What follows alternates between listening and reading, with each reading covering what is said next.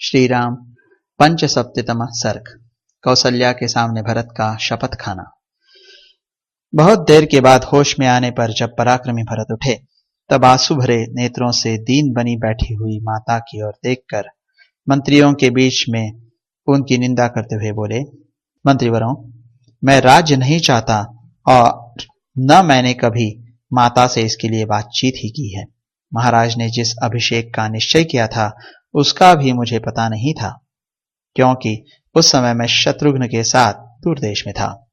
महात्मा श्री राम के वनवास और सीता तथा लक्ष्मण के निर्वासन का भी मुझे ज्ञान नहीं है कि वह कब और कैसे हुआ। महात्मा भरत जब इस प्रकार अपनी माता को कोस रहे थे उस समय उनकी आवाज को पहचान कर कौसल्या ने सुमित्रा से इस प्रकार कहा, क्रूर कर्म करने वाली कैकेयी के पुत्र भरत आ गए हैं। वे बड़े दूरदर्शी हैं, अतः मैं उन्हें देखना चाहती हूं। सुमित्रा से ऐसा कहकर उदास मुख वाली दुर्बल और अचेत सी हुई कौसल्या जहां भरत थे उस स्थान पर जाने के लिए कांपती हुई चली। उसी समय उधर से राजकुमार भरत भी शत्रुघ्न को साथ लिए उसी मार्ग से चले आ रहे थे जिससे कौसल्या के भवन में आना जाना होता था। तदनंतर शत्रुघ्न और भरत ने दूर से ही देखा कि माता कौसल्या दुख से व्याकुल और अचेत होकर पृथ्वी पर गिर पड़ी है। यह देखकर उन्हें बड़ा दुख हुआ और वे दौड़कर उसकी गोदी से लग गए तथा फूट फूट कर रोने लगे। आर्या मनस्विनी कौसल्या भी दुख से रो पड़ी और उन्हें छाती से लगाकर अत्यंत दुखित हो भरत से इस प्रकार बोली, बेटा, तुम राज्य चाहते थे ना, सो यह निष्कंटक राज तुम्हें प्राप्त हो गया, किंतु खेद यही है कि कैकेयी ने जल्दी के कारण बड़े क्रूर कर्म के द्वारा इसे पाया है। क्रूरतापूर्ण दृष्टि रखने वाली कैकेयी न जाने इसमें कौन सा लाभ देखती थी कि उसने मेरे बेटे को चीर वस्त्र पहनाकर वन में भेज दिया और उसे वनवासी बना दिया। अब कैकेयी को चाहिए कि मुझे भी शीघ्र ही उसी स्थान पर भेज दे जहां इस समय स्वर्णमयी नभि से सुशोभित मेरे महायशस्वी पुत्र श्री राम है, अथवा सुमित्रा को साथ लेकर और अग्निहोत्र को आगे करके मैं स्वयं ही सुखपूर्वक उस स्थान को प्रस्थान करूंगी जहां श्री राम निवास करते हैं, अथवा तुम स्वयं ही अपनी इच्छा के अनुसार अब मुझे वहीं पहुंचा दो जहां मेरे पुत्र पुरुष सिंह श्री राम तप करते हैं। यह धन धान्य से संपन्न तथा हाथी घोड़े एवं रथों से भरा पूरा विस्तृत राज्य कैकेयी ने तुम्हें दिलाया श्री राम से छीनकर। इस तरह की बहुत सी कठोर बातें कहकर जब कौसल्या ने निरपराध भरत की भर्त्सना की तब उनको बड़ी पीड़ा हुई, मानो किसी ने घाव में सुई चुभा दी हो। वे कौसल्या के चरणों में गिर पड़े। उस समय उनके चित्त में बड़ी घबराहट थी। वे बारंबार विलाप करके अचेत हो गए। थोड़ी देर बाद उन्हें फिर चेत हुआ। तब भरत अनेक प्रकार के शोकों से घिरी हुई और पूर्वोक्त रूप से विलाप करती हुई माता कौसल्या से हाथ जोड़कर इस प्रकार बोले, आर्ये, यहां जो कुछ हुआ है इसकी मुझे बिल्कुल जानकारी नहीं थी। मैं सर्वथा निरपराध हूं, तो भी आप क्यों मुझे दोष दे रही हैं? आप तो जानती हैं कि श्री रघुनाथ जी में मेरा कितना प्रगाढ़ प्रेम है, जिसकी अनुमति से सत्पुरुषों में श्रेष्ठ सत्य प्रतिज्ञ आर्य श्री राम जी वन में गए हों। उस पापी की बुद्धि कभी गुरु से सीखे हुए शास्त्रों में बताए गए मार्ग का अनुसरण करने वाली न हो। जिसकी सलाह से बड़े भाई श्री राम को वन में जाना पड़ा हो वह अत्यंत पापियों हीन जातियों का सेवक हो। सूर्य की ओर मुंह करके मलमूत्र का त्याग करे और सोई हुई गौओं को लात से मारे, अर्थात वह इन पाप कर्मों के दुष्परिणाम का भागी हो। जिसकी सम्मति से भैया श्री राम ने वन को प्रस्थान किया हो उसको वही पाप लगे जो सेवक से भारी काम कराकर उसे समुचित वेतन न देने वाले स्वामी को लगता है। जिसके कहने से आर्य श्री राम को वन में भेजा गया हो उसको वही पाप लगे जो समस्त प्राणियों का पुत्र की भांति पालन करने वाले राजा से द्रोह करने वाले लोगों को लगता है।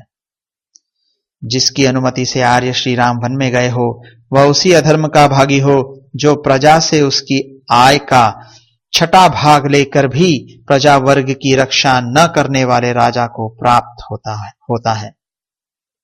जिसकी सलाह से भैया श्री राम को वन जाना पड़ा हो, उसे वही पाप लगे जो यज्ञ में कष्ट सहने वाले ऋत्विजों को दक्षिणा देने की प्रतिज्ञा करके पीछे इनकार कर देने वाले लोगों को लगता है। हाथी घोड़े और रथों से भरे एवं अस्त्र शस्त्रों की वर्षा से व्याप्त संग्राम में सत्पुरुषों के धर्म का पालन न करने वाले योद्धाओं को जो पाप लगता है, वही उस मनुष्य को भी प्राप्त हो जिसकी सम्मति से आर्य श्री राम जी को वन में भेजा गया हो। जिसकी सलाह से आर्य श्री राम को वन में प्रस्थान करना पड़ा है, वह दुष्टात्मा बुद्धिमान गुरु के द्वारा यत्नपूर्वक प्राप्त हुए शास्त्र के सूक्ष्म विषय का उपदेश भुला दे। जिसकी सलाह से बड़े भैया श्री राम को वन में भेजा गया हो, वह चंद्रमा और सूर्य के समान तेजस्वी तथा विशाल भुजाओं और कंधों से सुशोभित श्री रामचंद्र जी को राज सिंहासन पर विराजमान न देख सके, वह राजा श्री राम के दर्शन से वंचित रह जाए। जिसकी सलाह से आर्य श्री रामचंद्र जी वन में गए हों, वह निर्दय मनुष्य खीर, खिचड़ी और बकरी के दूध को देवताओं, पितरों एवं भगवान को निवेदन किए बिना व्यर्थ करके खाए।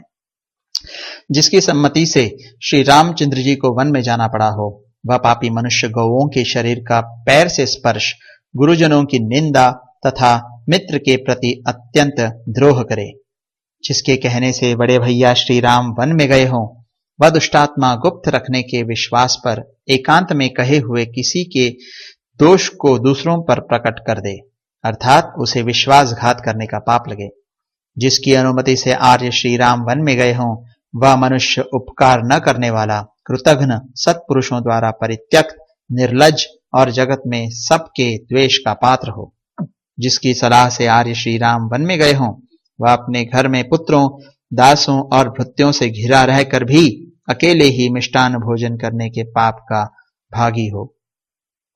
जिसकी अनुमति से आर्य श्री राम का वनगमन हुआ हो, वह अपने अनुरूप पत्नी को न पाकर अग्निहोत्र आदि धार्मिक कर्मों का अनुष्ठान किए बिना संतानहीन अवस्था में ही मर जाए। जिसकी सम्मति से मेरे बड़े भाई श्री राम वन में गए हों, वह सदा दुखी रहकर अपनी धर्म पत्नी से होने वाले संतान का मुंह न देखे तथा संपूर्ण आयुष्य का उपभोग करके किए बिना ही मर जाए। राजा, स्त्री, बालक और वृद्धों का वध करने तथा मृत्युओं को त्याग देने में जो पाप होता है, वही पाप उसे भी लगे। जिसकी सम्मति से श्री राम का वनगमन हुआ हो, वह सदैव लाह, मधु, मांस, लोहा और विष आदि निषिद्ध वस्तुओं को बेचकर कमाए हुए धन से अपने भरण पोषण के योग्य कुटुंबी जनों का पालन करें। जिसकी राय से श्री राम वन में जाने को विवश हुए हों, वह शत्रु पक्ष को भय देने वाले युद्ध के प्राप्त होने पर उसमें पीठ दिखाकर भागता हुआ मारा जाए। जिसकी सम्मति से आर्य श्री राम वन में गए हो, वह फटे पुराने मैले कुचैले वस्त्र से अपने शरीर को ढककर हाथ में खप्पर ले भीख मांगता हुआ उन्मत्त की भांति पृथ्वी पर घूमता फिरे। जिसकी सलाह से श्री रामचंद्र जी को वन में जाना पड़ा हो, वह काम क्रोध के वशीभूत होकर सदा ही मद्यपान, स्त्री समागम और द्यूत क्रीड़ा में आसक्त रहे। जिसकी अनुमति से आर्य श्री राम वन में गए हों, उसका मन कभी धर्म में न लगे, वह धर्म का ही सेवन करे और अपात्र को धन दान करे। जिसकी सलाह से आर्य श्री राम का वन गमन हुआ हो, उसके द्वारा शास्त्रों की संख्या में संचित किए गए नाना प्रकार के धन वैभवों को लुटेरे लूट ले जाएं। जिसके कहने से भैया श्री राम को वन में भेजा गया हो, उसे वही पाप लगे जो दोनों संध्याओं के समय सोए हुए पुरुष को प्राप्त होता है। आग लगाने वाले मनुष्य को जो पाप लगता है, गुरु पत्नीगामी को जिस पाप की प्राप्ति होती है तथा मित्र द्रोह करने से जो पाप प्राप्त होता है, वही पाप उसे भी लगे। जिसकी सम्मति से आर्य श्री राम को वन में जाना पड़ा है, वह देवताओं, पितरों और माता पिता की सेवा कभी न करे, अर्थात उसकी सेवा के पुण्य से वंचित रह जाए।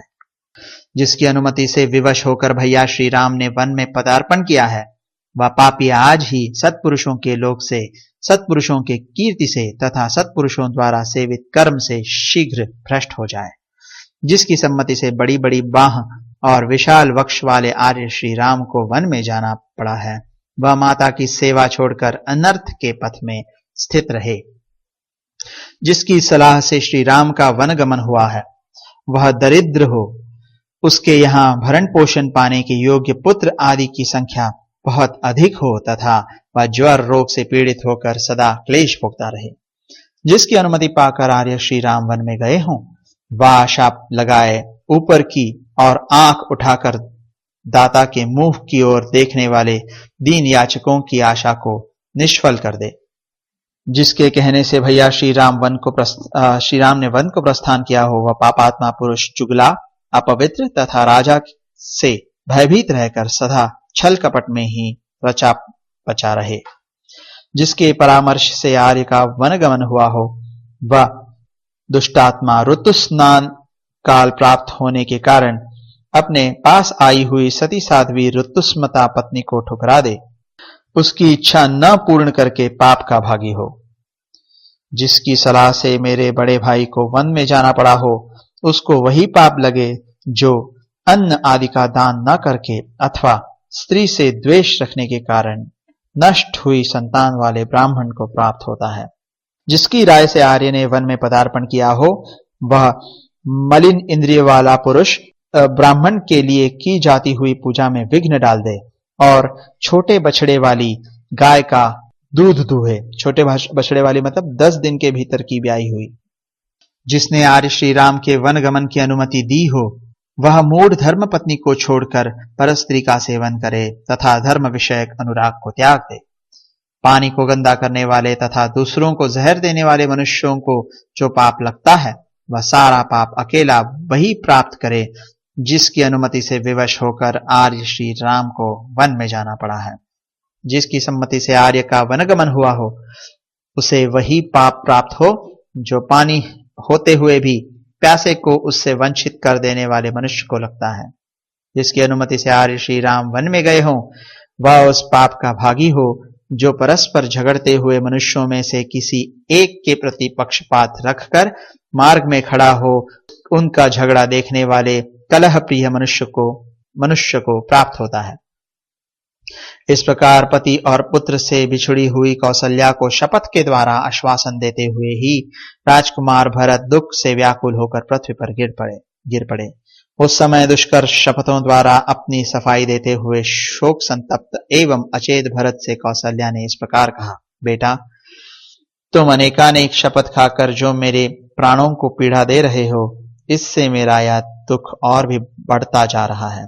वत्स, सौभाग्य की बात है कि शुभ लक्षणों से संपन्न तुम्हारा चित्त धर्म से विचलित नहीं हुआ है। तुम सत्य प्रतिज्ञ हो इसलिए तुम्हें सत्पुरुषों के लोग प्राप्त होंगे। ऐसा कहकर कौसल्या ने भ्रातृभक्त महाबाहु भरत को गोद में खींच लिया और अत्यंत दुखी हो उन्हें गले से लगाकर वे फूट फूट कर रोने लगी। महात्मा भरत भी दुख से आर्त होकर विलाप कर रहे थे। उनका मन मोह और शोक के वेग से व्याकुल हो गया था। पृथ्वी पर पड़े हुए भरत की बुद्धि विवेक शक्ति नष्ट हो गई थी। वे अचेत सा होकर विलाप करते और बारंबार लंबी सांस खींचते थे। इस तरह शोक में ही उनकी वह रात बीत गई। इस प्रकार श्री वाल्मीकि निर्मित आर्ष रामायण आदि काव्य के अयोध्या कांड में 75वां सर्ग पूरा हुआ।